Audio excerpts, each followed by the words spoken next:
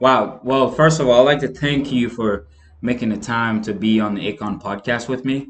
Um, we created this platform to kind of give the youth somewhat a platform to be heard and to be listened to and to be able to bring their opinions to talk to folks like you who've done so much for communities, not just in Boston but around the world, to kind of like listen on your take with respect to everything that's going on Mhm. currently in society, whether it's racial injustice, whether it's education, whether it's economic problems, job problems. Amulkar, you've always been so socially active. I knew that you would be involved in the mainstream of this. It's just a pleasure for me to be on your show. Anytime I see a young man like you who's an entrepreneur and doing the right thing and trying to do it the right way, I Right. I can't do anything but reach out and help. I appreciate that. That means a lot coming from you. So we'll get right into it. I want you to tell the audience a little bit about what it was like living in Boston when you were a player. Well, when you were a player, it's a little bit more difficult. I mean, living in Boston, first being black in Boston, Hmm. uh, is the big thing because I came from the South. So Charlotte, North Carolina, and my hometown of Kinston, you're talking about maybe 40, 50% people of color who were Right. there. So you always had a community. I got up here to Boston, and it was really a very small number of people of color. I think Boston right now, of all the major cities, had one of the smallest populations of people of color. So I had to learn how to live in a different way. Um, Being around my teammates most of the time, so that occupied my time. But socially, it was a little bit more difficult trying to find people like me doing stuff like me. Going to church or going out, hanging out. Uh, you've always wanted to be in a color in a environment of flavor, and I wasn't able to do that. So once I started playing, it became different. Obviously, as a player, you're treated differently than other black people. Sure. So for me, I didn't see a lot of the injustices that maybe other people saw because of my notoriety and my fame. Right. Uh, when I first got here in 1977, unknown, it was a little bit more difficult. But then once I became a star player here in the city, um, my opportunities or interactions with people were a lot different. So over the years, it's just been different. And as a player, you don't have as much privacy. You always have people who want things from you. And then as I got older, being a legend here in this city, there was this different side of the equation where people treated me a different way. But it was an older bunch of crowd of people who knew me when I played. Now, a lot of people know me as a broadcaster or know me as a person they might have saw on TV broadcasting. So my my whole, I guess, the whole spectrum of who I am has been different over the years. Even now I met you, just walking down the street, you came up and like, oh, big dude, who are you? I was like, That was a crazy. well, Yeah. I do. And then end up having you at the game that time, giving you a couple of tickets to come to the game. And Yeah. I thought that was, it was really fun because, they have you in the garden as a guest and you looking at your eyes were all big and bright. I thought it was like the coolest thing. Matter of fact, I'm going to do you a solid when the season starts again. Yeah. We're, we're going to give you, I don't know how you're going to do it, but Yeah. when we get back into the garden, I'm Yeah. going to give you 2 tickets to give to your listeners. So you can give away 2 tickets on your air to your listeners. I don't know how you're going to do it. Hey, that means a lot. As my guest, because I want to make sure your platform is stuck out there even more. So any way you want to advertise it, Cedric Maxwell move a card at the garden, however you Yeah. want to do it, you let me know. Sounds good. No, I appreciate that. Hey, thank you for that. I really appreciate that. And I think the listeners who are listening to the podcast, they're gonna jump right onto that once this thing is over. So that's good. Thanks for giving me that. And I'd like to transition into you've alluded to how it was different for you as a player back then, how you was treated, and I feel like even today's players are also treated a lot better, whether they're black or not in society. But could you make any comparisons to how there's been growth in society, in the community in Boston a little bit? Well, I think that first of all, I think the players are treated a lot different because of the social media aspect.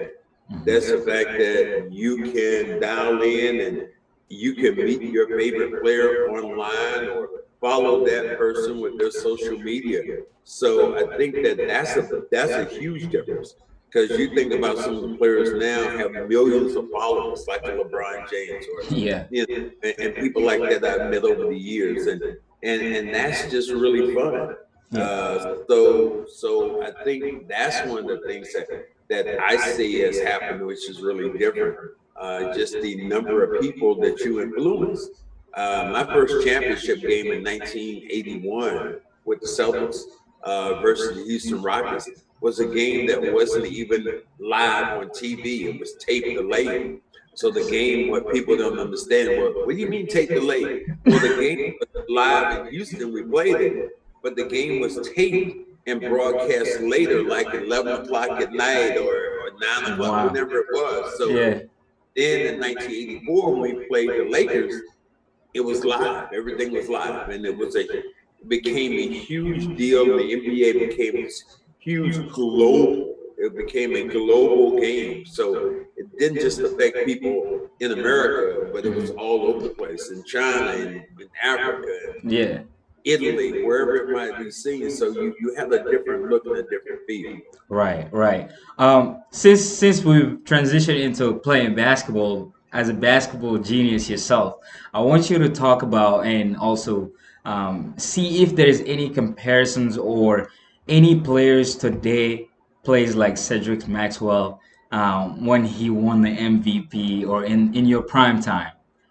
Um, wow, that's I hadn't thought about that. I'm trying to think of a guy who played like me. Maybe Draymond Green, in the fact that he's a all around player. He's not a star on their team, but he's a really good player. They're not going to win without him. I could do all those things. I could score, I could defend, I could pass, I could dribble. All aspects of the game I was able to do. So I think that that might be the closest person that I'd see right now that's playing currently Mhm. that, maybe some of my game would be like his or Okay. my. Wow, I actually wasn't expecting that because I've seen some highlight of you, and I didn't see that comparison too much. But because I thought you were more of like, I mean, you were definitely like a defensive player, but I thought your offensive skills were a lot. I mean, no shame on Draymond Green. I think he's a great player, but his offensive skill set wasn't like yours. I don't think. Well, yeah, I don't think it would, but I think that his overall game, getting Okay. assists and Yeah. passing, scoring, yeah, I was in my first year in the league, I averaged like 8 points a game. My second year in the league, I averaged 19 points a game. Oh, So, okay. and then over the years, it was like, 15, 16. Then I got with great teams and I was always in the team. So, yeah, I had an offensive array that probably was a little bit stronger Right. because they went to me more. They use him more as a setup guy. Right. Yeah. Dribble up and pass it to Clay or pass it to Steph. So Right. my game was like we played more in the post, whereas they play more of a perimeter game now. So you didn't get a chance to see some of the tools some of these guys had.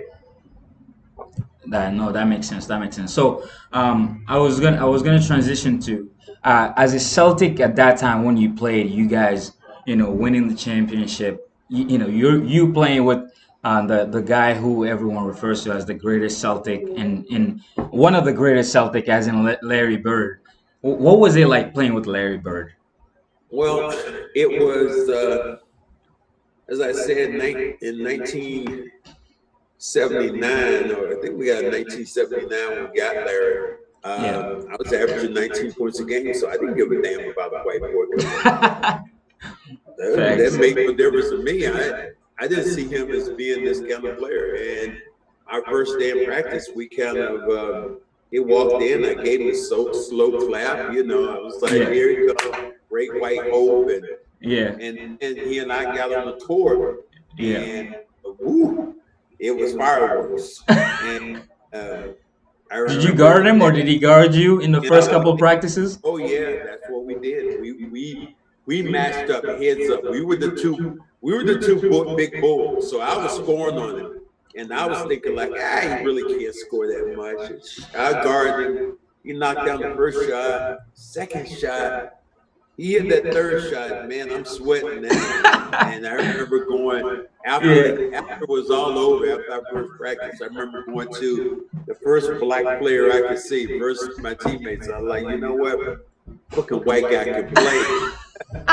So that's how I got to be. That's how I got my first introduction.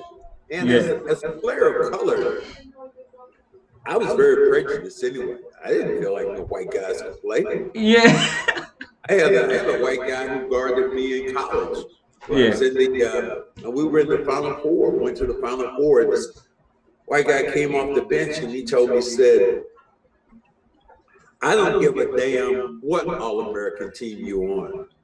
And I just looked up at him, I said, "After this game, you will." And so after the game, I had 35 and 18. Damn. He walked up and shook my hand. He said, "Good luck in the pros, big fella." That's respect right there. So I made my point quickly on it. Then, like I said, I got in the pros. I didn't think that much, but when I think God's a funny God. God is funny. God gets a prejudiced player like me. He doesn't give me one great white player. He gives me two of the greatest white players ever to play the game together, Kevin McHale and Larry Bird.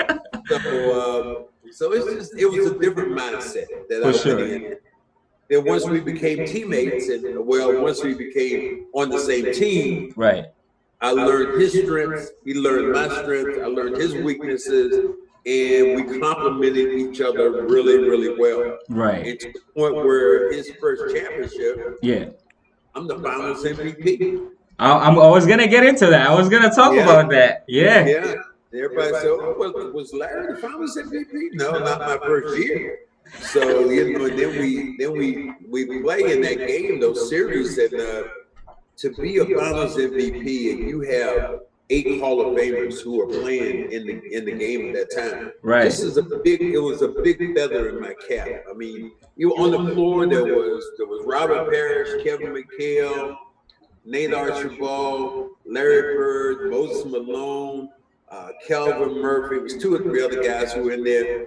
You to be the Finals MVP, you had to be kicking ass and taking names. Please get into that a little bit more. Tell us what really differentiated you from Larry Bird from winning that Finals MVP. Well, I probably was it was tied up. First couple of games, I just kind of went through the motions because we were playing Houston and we had just played a big series against Philly, so I thought we was going to beat them, and they really didn't need me as much. But then game 3, we played in Houston, and I scored like 20 points and had 10 rebounds or something. Then they came back and they beat us in game 4 in Houston, and so it was 2-2. We came here in Boston. Well, big game was game 5. That's what made me probably the Finals MVP. I dropped 28 and 15 and 8. And so at almost that a triple double.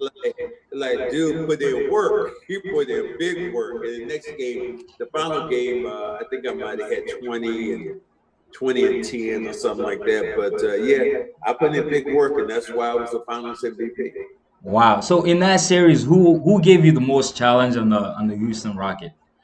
Nobody really, not on my side. Nobody was guarding me that I could think of. But they had their star player. Their star player was Moses Malone, and I wasn't guarding him, but he gave us a tough time. Moses was a load, but I was a tough matchup for them. They Yeah. didn't have anybody that was really my size or Right. speed or length that could guard me. Mhm. So I scored essentially when I wanted to score. Right. So after college, did you play your whole career as a Celtic, or did you move elsewhere? I went first. My first 8 years were here in Boston. Mm-hmm. 1986, 85, 86. I got traded to the Clippers, Mm-hmm. and then I played with them for a couple of years. And my last couple of years, I played with the Houston Rockets, and I played with the guy I consider the greatest player I probably played with and played against was probably Akeem Olajuwon. And I say that only because Akeem controlled more of the floor than anybody has ever done in the NBA. He controlled the defensive end, he controlled the offensive end. And because of that, he wasn't a great passer, but a great rebounder. But Right. man, he had aspects of his game which most guys, even today, came back. Kobe Bryant went back to Akeem to learn his I footwork. yeah. I've seen Uh, clips on those. LeBron LeBron. did the same thing. So you had all these guys who came back and played with Olajuwon. He had a couple of games where I think he had two of them. He had two quadruple doubles Right. where he had 10 rebounds. He had double rebounds, double points, double steals, and double block shots. There's only nobody in the history of the NBA has ever done that except Olajuwon, and he did it twice. That's crazy. So, can you talk a little bit about team camaraderie? Because I feel like that's a huge thing, right? Like how a team gets along. And, there's so many high school basketball teams, college basketball teams where there really isn't that love between the guys. And it's like that could really break a team up if there isn't that much camaraderie between you guys. You don't go in together and go out together. Talk about that a Well, little bit. Well, I think just sacrificing. You don't necessarily have to go out with a guy, but you have to respect him and know him. Like Larry Bird, for instance. We had nothing in common other than basketball, and we liked each other as players, and we respected each other as players. So I think that helped out a lot. When you have fun, and you also have somebody has to sacrifice in the game. Like I said, I averaged 19 points a game my second year in the league, Right. and my average went down after that because I had to play a different role. They didn't want me to score as much; they wanted me to defend the basketball. And then you get Robert Parrish, and I had to take a third seat. And then you get Kevin McHale, I had to take a fourth seat. And then you get Dennis Johnson, I had to Oh take a man. fifth seat. So the game is about sacrifice, and the game is about adjustment. So I was able to adjust. And because you're able to adjust and you like your teammates and you have good camaraderie, that's what makes great teams. You're willing to fall on the sword for that guy you're playing with. And when you have that kind of camaraderie and that kind of empathy for your teammates and sympathy for your teammates, I think it really shows on how you're able to play on the court together. I agree with that 100%. So most Celtics have a signature nickname. We know KG's big ticket. We know Paul Pierce has got the truth. I know you got something because someone once told me a nickname that you had. I want you to tell us that nickname you had as a Celtic and how that came about. Well, it's Cornbread. Yep. Was when I was in college that happened though. There was a movie called Cornbread Earl and Me that Larry Fishburne played in, Yeah. and at that time they had a guy named Jamal Wilkes, and it was a movie about basketball.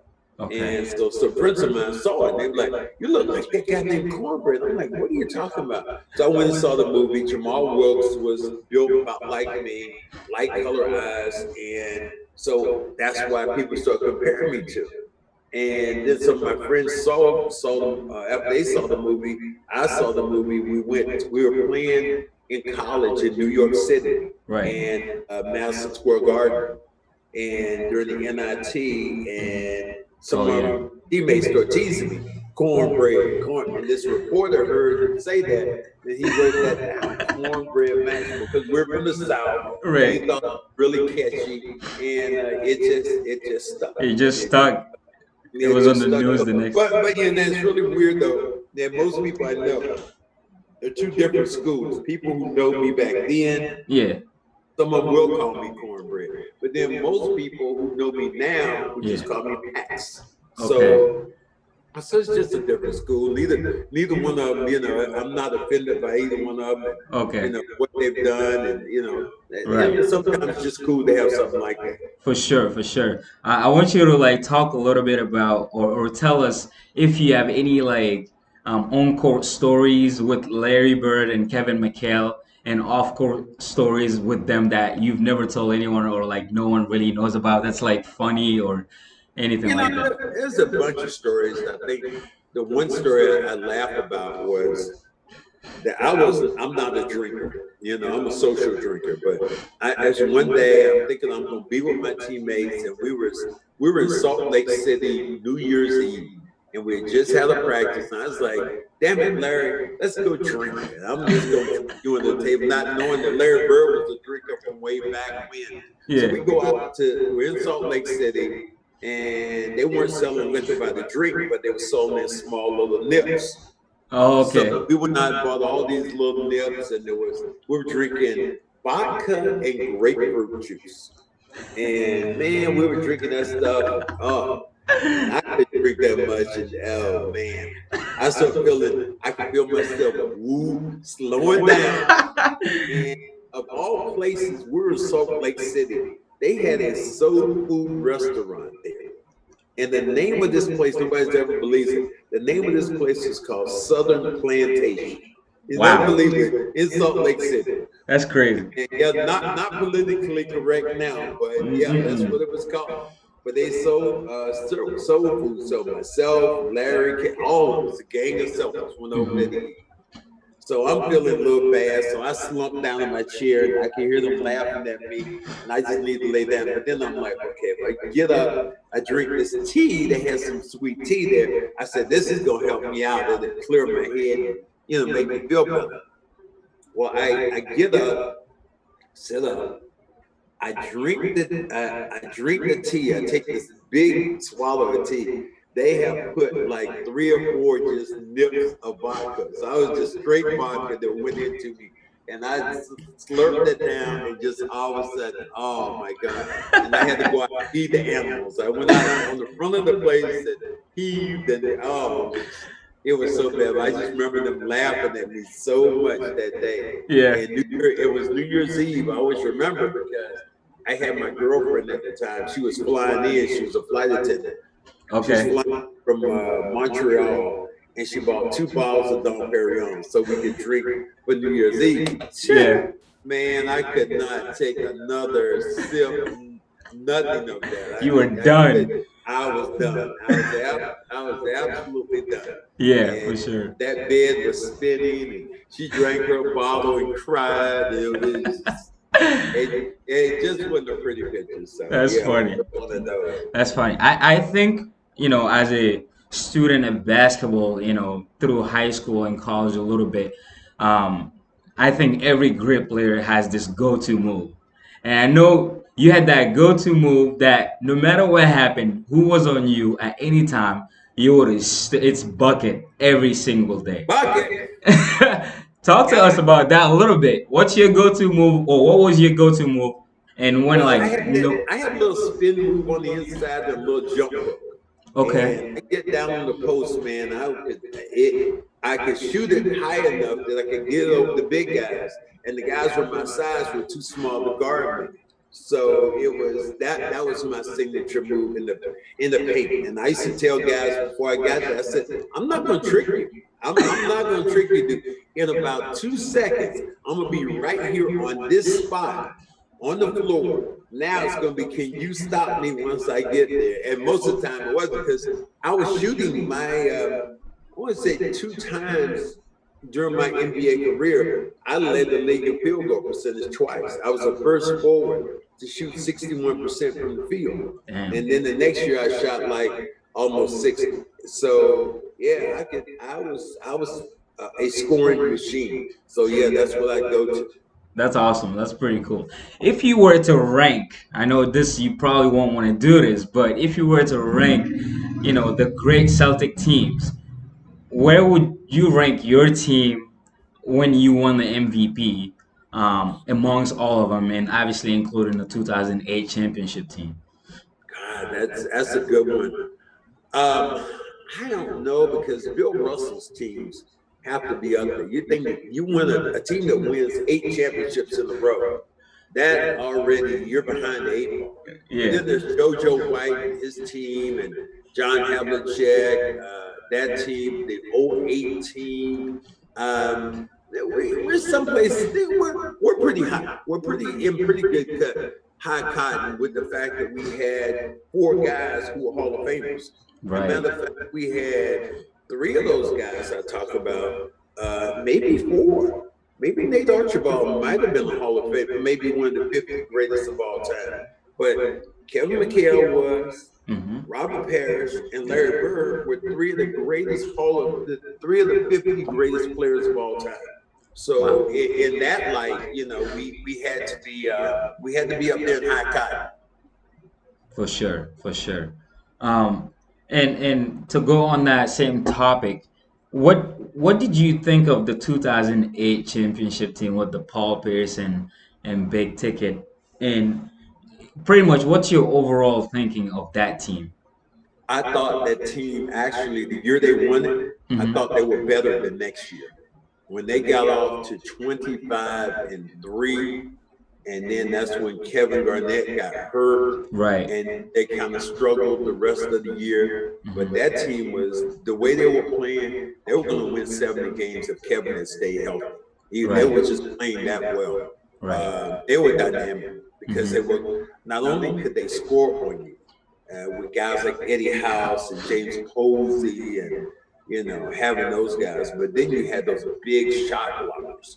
You had Perk. You had Kevin Garnett. Yeah. Then you had big guards or forwards, Paul Pierce and Ray Allen, one of the best shooters of all time. That team was stacked. And then you're talking about another defender people don't talk about as much. And Kobe Bryant said the best defender that ever guarded me. He started naming all these guys down. He said this guy. But when he finally broke it down and gave you so many other names. But I love the way they defended the game. Tony Allen was a guy that I'm talking about. Yeah. Kobe Bryant was the best defender that ever guarded me. So I got a chance to talk to him about that, and Tony Allen, he just was like so happy, and it's like so many things have happened over my career, like the last year that Kobe played here, Kobe Bryant played here, great kicker, and we lost him this year, but Kobe Bryant had come to the Boston Garden for the last time, and I had met him before through my buddy Norm Nixon, who I played with the Clippers, and we were both broadcasters, and now I'm a broadcaster, and I met Kobe, and Kobe was coming in, and I remember Norm saying to me, "You want to meet Kobe?" I'm like, "Yeah, sure." So I walked up, and introduced myself, say hi and stuff. Yeah. So he came back to Boston. This is the last time playing here. They won the game, and everybody's here to see Kobe.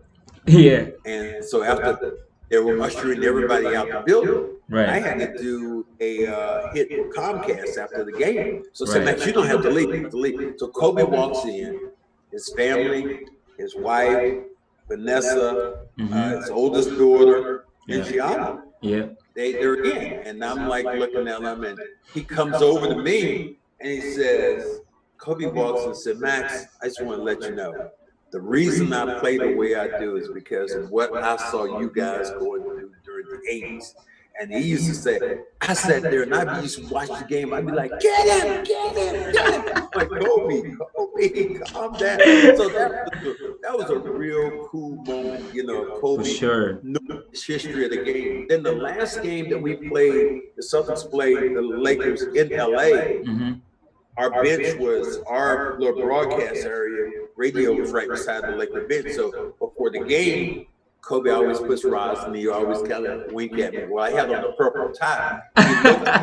He looked at me and said, "Purple tie?" I said, "I wore this in your honor." Yeah. He said, "That's cool." We gave him a little bump. Yeah. And after the game was over, I was just like, man, nostalgia's over. They weren't in the playoffs. So he's walking off the court. He stops and then comes directly over to me, pounds me up. And I said, man, I wish you luck in your life. You rep this game the right way. So many cool moments that I have. Sure. I got this great picture of myself and Kobe, and Right. it's just some great things. And matter of fact, I'm gonna send it to you, send you the picture. I would So love, yes, please do you that. have this picture, and you can put it up on your site. Exactly. Kobe.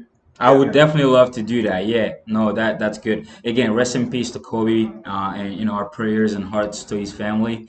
I want to transition a little bit to, um, we've already talked about you ranking all the, great Celtic teams and Mhm. whatnot. With respect to the current team that we have, and actually before we get into that, I believe personally up to the 2008 and 2009 Celtic team, Mhm. the playing style, compared to what you guys were doing in the 80s was Mhm. it wasn't the same, but I would say it was pretty close to each other.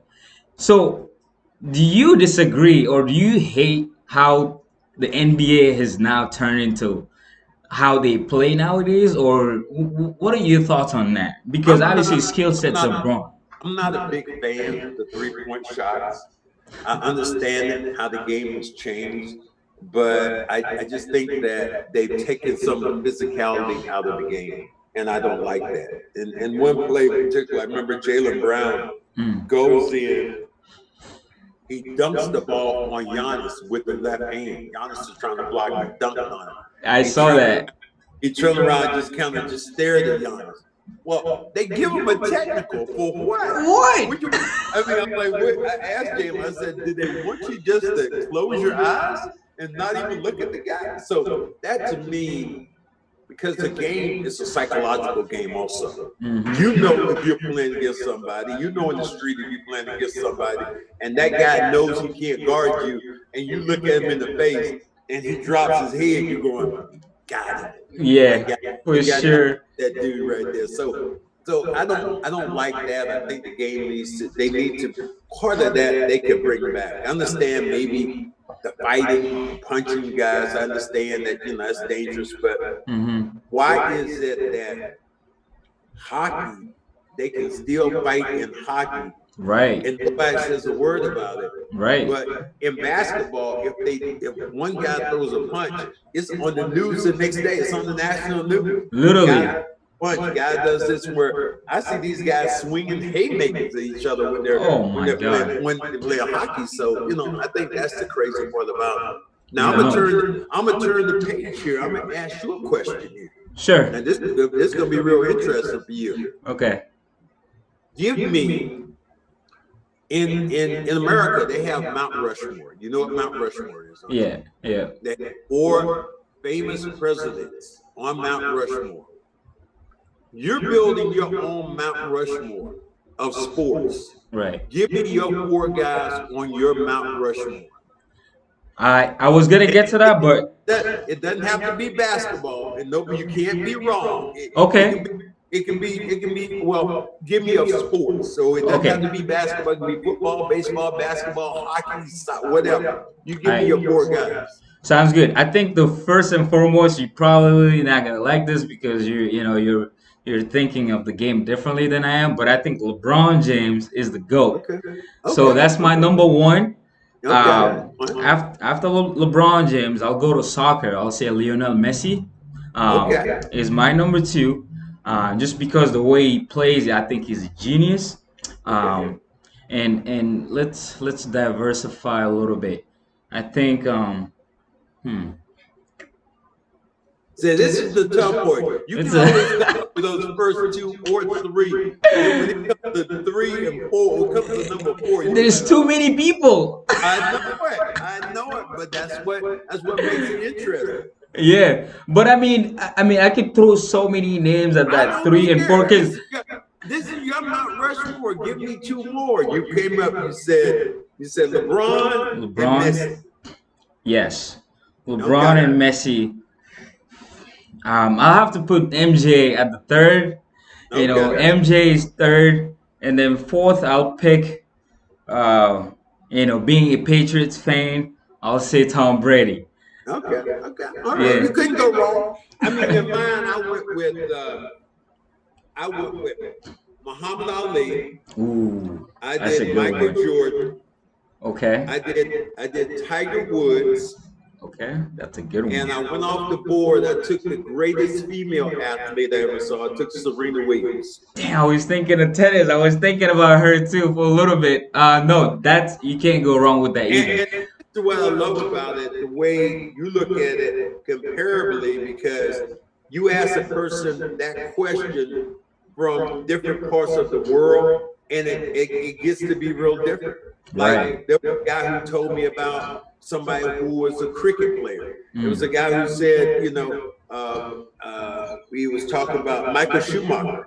He Okay. said him. So all these different ones. So you always think it's going to be, for the most part, a lot of people in America don't say anything about football, football, the real football, Right. and say, about the greatness of who these guys were. So I think that's real interesting to get your take on it Yeah. comparably to other people. For sure, and to stay on that topic right there, we brought up Michael Jordan, and I don't know if you recently saw the docu series that came out about him. Mm-hmm. We obviously everyone learns so much about him, especially the young generation. Mm-hmm. You played against MJ. I'm sure in his prime time. I mean, was he really that dude? He was that dude, but he got his ass kicked a lot back when he first got in the league. He was hard to guard individually. He was amazing. I did something on my podcast this year with Robert Parrish, Hmm. and Robert Parrish was a great teammate of mine. And I asked Robert, because Robert played with Michael his last year Oh, okay. of this. In the And I Bulls said, or in DC? huh? For the No, Bulls or when for when he DC? was when he was with the Bulls in the Okay, all last. right. He was in Bulls with the last Thanks. Okay. last game in Chicago. Okay. And I asked Robert about it. I said, so Robert, tell me. He said Michael was a bully. He was a bully. He said, when I played here, you said Larry wasn't a bully. You couldn't have been. No, none of us were really bullies. He gave me a story. He said, well, I was playing one time my year. He said, I'm playing with Michael on the first team. Mm. We win the game.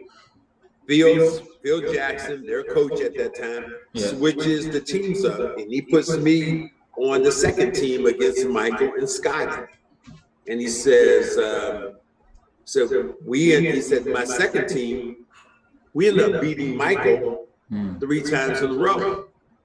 So Robert Parrish said, I walk off the floor, and he says, I turned and looked at Michael, and I said, Michael, how you like them ass whoopings we just gave you? And MJ looked at Robert and said, you know what? If you keep talking, I'll kick your ass right now. And Robert like, you and who else? So Robert was so funny. And then Robert went on with the interview, and he said, said the thing I didn't like about being around Michael, he said, it was just too much ass kissing. He said, too many people want to kiss him. He said, Cedric, I like how he looked at it. He said, Cedric, the only time there should be ass kissing is when you're having sex in bed. Yeah. Oh, man, I died. Robert was so funny, but he was a guy who played against MJ. But you can't take anything from MJ saying that he did not, in a big way, change the game. But I look at Larry and I look at Magic. When the game really changed, both those guys came in the league, and it looked like they were the ones that kind of propelled this thing and it went Right. forward. Wow. Now that's really good to know. I guess then I would like to ask you. Obviously there's been so much comparison, LBJ and Michael Jordan, who the GOAT is, who's really on the top of that Mount Rushmore of basketball. And I think personally, like the younger generation, I feel like you really can't go wrong in this discussion because the younger generation is much used to LeBron James, and they think LeBron You, really you is the really GOAT. think you really think that? That's what I believe. I think Let me LeBron is the let me GOAT. ask you this. Let me ask you this. Yeah. Whose shoes are you wearing all the time? I've never owned a LeBron James shoes, Well, except one who time in has high school basketball. LeBron James? His shoes are made by Nike in the division under Michael Jordan. If it Somebody come, said this one time, like Michael's wife, he was married, and everybody talked about, once he got divorced, it's like, how do you walk up to Michael Jordan's, ex-wife going, and you walking up with Jordans on your feet, you wearing his damn shoes when you walk up there? Like, really? trust me, I it's mean, tough. but that's the kind of pull, and this is what I believe when you say that about. You go on, you make this great point about LeBron. I think he's more of a GOAT now off the floor because what he's done For sure, for people of color socially. for Michael sure. Jordan still does a lot. Can't take that away from him. He just gave $100 million to black I saw cause. that. He just That did was that. good. But you look at what LeBron has done since he's come in the door. He Oh, has it's his crazy. own school in Akron. He graduates all these kids. Facts. He is not afraid to take on social issues every single time they step up, especially when it's of people of color. Trayvon Martin got killed. LeBron James was there. When you heard someone, I can't breathe, LeBron James with his shirt on. Yep. LeBron James is taking on these social issues where, people have gone, Laura Ingham went at him and saying, just shut up and dribble.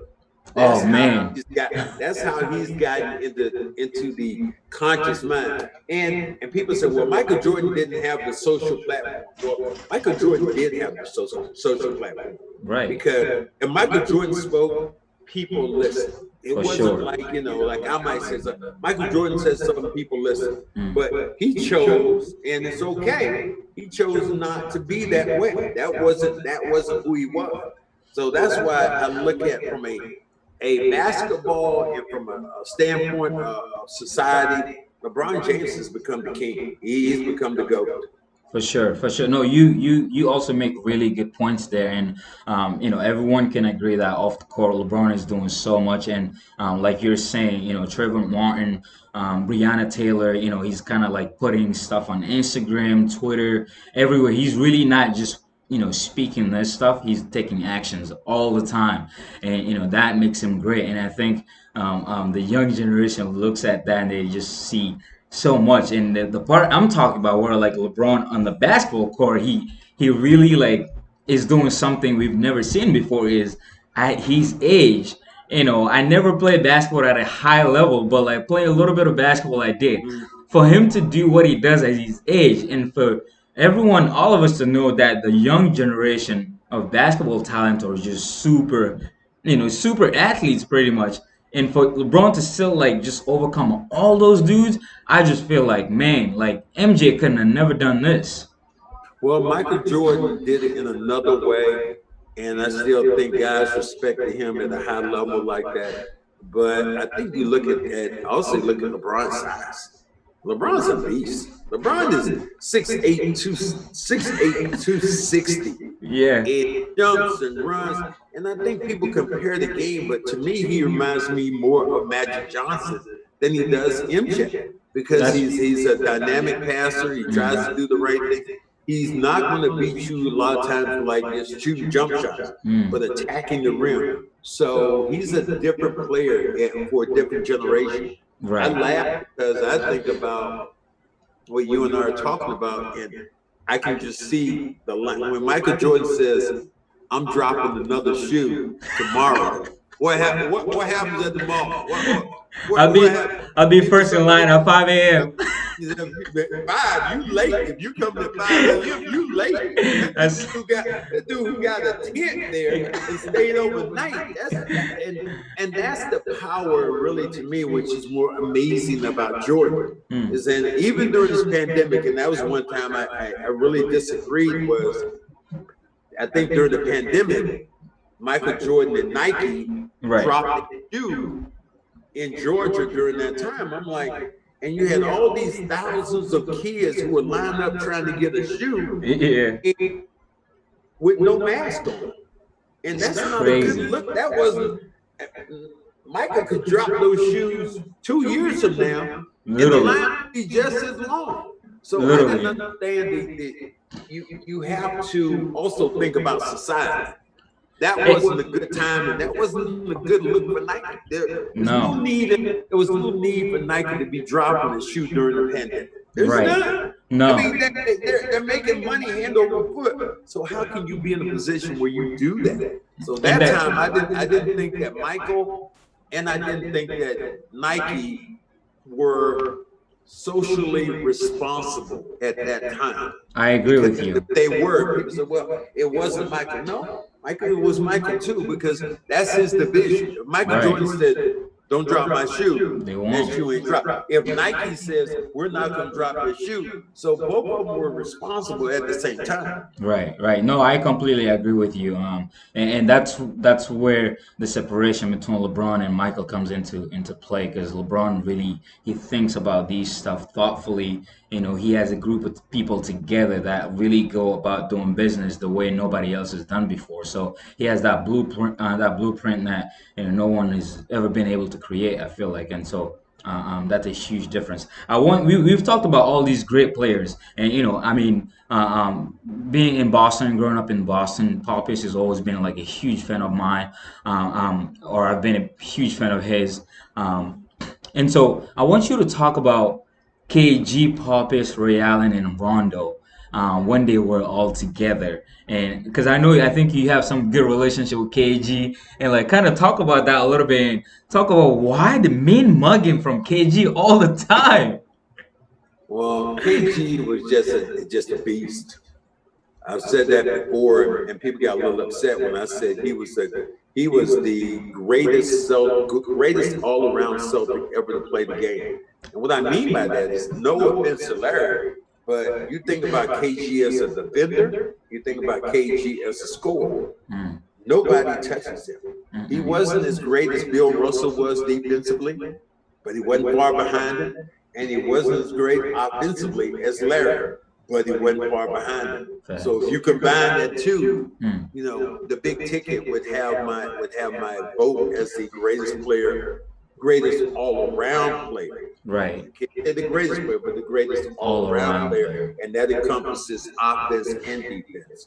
Paul Pierce, I always call him a stiff. Even if I saw him today, I call him a stiff, because I always felt like I watched Paul grow up in the uniform of the Celtics.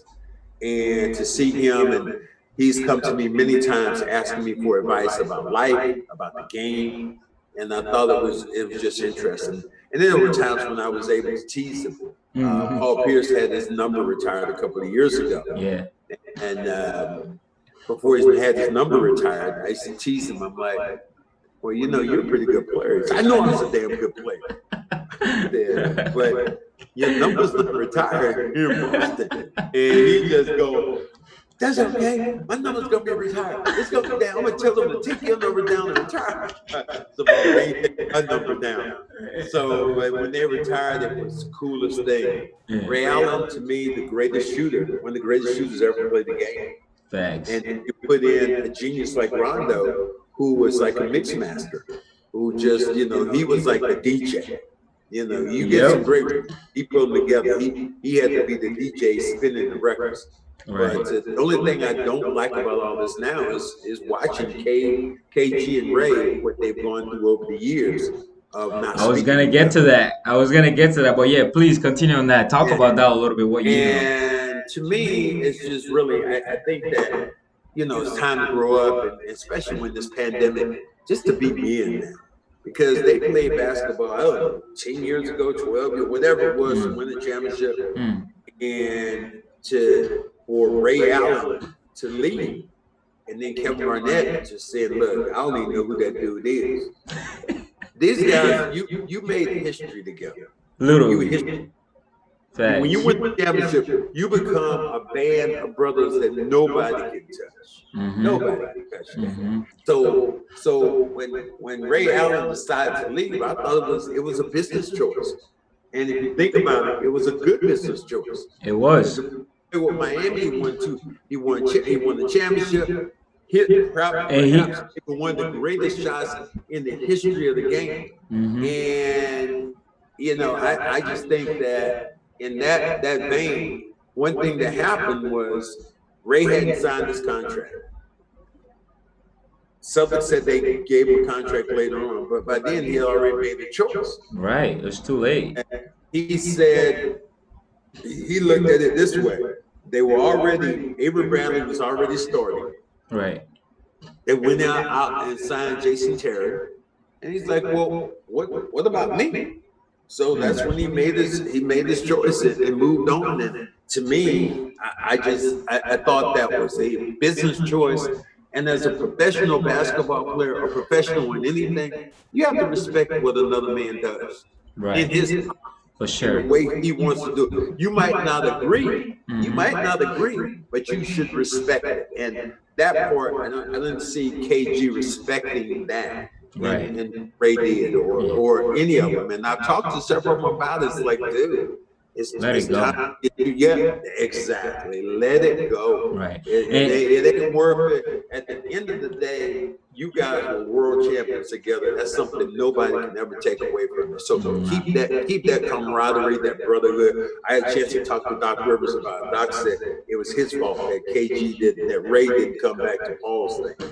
Paul's retirement. So I just hope those two come back together. For sure. I think as a fan's perspective, it was kind of tough to see Ray leave the Celtic to go to the Heat that year because, three years in a row, the Celtic was in the final. Was literally, it was, I think, only that 2010 championship run that they wasn't like considered a favorite in the finals. And so as a fan, it was like just super tough to see that. But again, like you said, I think Ray Allen made the best decision because he was critical on that Miami Heat team for him to finish that up. So I want you to. We've talked about so many good stuff here. I want you to. What is your message with respect to racial injustice currently in society towards young people? What can young people do to really help us move forward? What young people can do, people your age, you can do one thing in particular: respect each other more, but also get out and cast a vote. Cast a vote. Go out at the ballot box and make your presence known. That's what I want to see young people do. Social injustice. That's something which has been around forever. Right. I have a picture of that I went to a beach in 19. You weren't around then. Probably your parents were around, but 1964. I was 8 years old, and we went to a beach in South Carolina that was segregated. That and what they did, literally from the top of the beach, going all the way out in the ocean, about as long as a football field, they had a chain link fence which went out in the water to separate the black people from the white people. Wow. And that to me was like, those are times I look back on, I'm like, that's when segregation was in. The people that we know, you have rights. I heard Shannon Sharp say something today as a broadcaster, and I thought it was so funny. He's like, Uncle Shay. He said, he said, they always talking about black people being lazy. How the hell can they be lazy? They were slaves. They built everything. They didn't have days off. They were in slavery. So there were things that I look at him that he said and other people, and I try to take those things and put them in perspective, and just try not to lose the big picture. is that we're all humans, Right. and we all want our families to be happy. We all want to make money, and we just want to have, just we want to live and be happy. And Right. that's what I would say to young people, about black on black crime, killing Mm. people. That to me, over senseless stuff. That to Yeah. me, that's stupid. Right. And so I don't like that. But one thing I definitely say, the young people have to do, respect each other, but also go out and vote. You say this is why we have Donald Trump right now, because people of color didn't go out and vote during the election, during the That's last right. election. They voted when Obama was around, but they Hmm. didn't vote when Clinton was That's there. And facts. so that's what I'd say. Right, right. I'll like to end it on this note. Do you think the Celtics could win in the bubble? I got a good chance. They have a good chance, and the reason they have a good chance is because of maybe the COVID. What's going on with COVID? Mm. Just say every team loses. We'll just hypothesize that every team loses a player Yeah. from Corona. Mm. The Celtics are unlike any other team in the fact that they lost a player. They have a lot deeper lineup. That's When you talk true. Tatum and Brown, and you go down to Kimba and Tice and Mm. Marcus Smart. You go down and look at Gordon Hayward. Yeah. They Oh have my a God. they have a lineup of people who could play the game at a higher level. That's If true. you lose one of them, somebody else steps in. You let the Lakers lose LeBron. It's over. You let The clip. Milwaukee end up losing Giannis. Yeah. If the Celtics lost any of those star players I think about, I still think that they're still deep enough that they're going to cause some damage. That's a Now, if fact. you had all of them, I think because of the corona, I think that they're deep enough right now that they're going to make an impact. I know I truly believe that, and I'm hoping for something like that to happen so the Celtics could win another chip. But this we've gone over the time, and I really appreciate having you on the podcast. Do you have any last word that you or any last message you'd like to leave out? Man, I just wish you good luck in your endeavors. And once you become this huge media star and this huge international sensation, don't forget your boy. That's all I say. I will Forget your never boy. forget you because I know you ain't never forget me. No Uh, doubt, man. There's no doubt. And I'm gonna send this picture off to you. It's gonna be okay. fun. And then whenever you have my word that Yeah, whenever you want to do this, whenever the season starts, you contact me. I I'm gonna give will. you tickets to the game. I want you to promote them on your Yeah. station here, Yeah. and Yeah. have a way to give them out to some people. Yeah. One last thing I forgot to ask. Yeah, What's your advice to little boys who wants to play in the NBA? you know what? I say get your degree first. Mm. That's a great. NBA is great, but it's not for everybody. You can look at and you go to the arena when you're at the Garden Right. each year in the Garden. You say there's 19,000 people in that building. Only one person in that building might get a tryout. One person might get a tryout. Yeah. So your odds again of getting into the NBA are so slim. Now, I'm not trying to kill anybody's dream. Facts. Obviously, you have to work hard, Mhm. but I would say first and foremost, get your education. And that's another thing I really admire about LeBron James. The fact that here's a guy who did not go to college Nope. that's so well spoken Mhm. and makes these points which are so valid. And I love that about LeBron James. For sure, for sure. I would love to have you on the podcast again because I know there is so much more we can also talk about. So I will definitely reach out whenever, and even to check in on you to see how you're doing. And again, I really appreciate you being on the podcast. Feel free to send me those photos, and I will go from there. All right, we'll holler back, man. All Peace right, out. all right, peace.